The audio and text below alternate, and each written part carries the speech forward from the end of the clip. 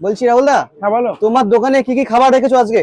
আমার দোকানে একটা বিকালবেলা খুলেছি, সবই রয়েছে। আর কেমন কি দাম রয়েছে একটু বলে দাও হালকা করে। কচুরি রয়েছে 4 পিস 20 টাকা। আচ্ছা সঙ্গে চর্বি ঘুগনি রয়েছে আচ্ছা 10 টাকা প্লেট, পাশে নিয়ে গেলে 20 টাকা।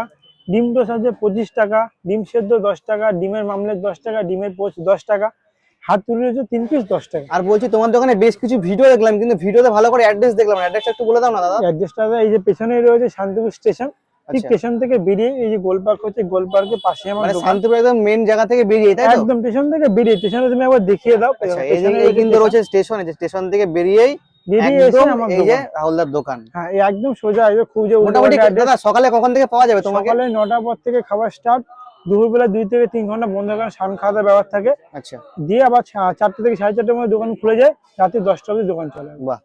আর খাওয়া দাওয়া, তোমার খাওয়া দাওয়ার সিস্টেম কি রয়েছে? খাওয়া দাওয়ার সিস্টেম বলতে আমি নিজে খাওয়া দাওয়া বলছো? হ্যাঁ হ্যাঁ, তো খাওয়া দাওয়ার সিস্টেম মানে অনেকে টেনশন করে তো বিষয়টা নিয়ে।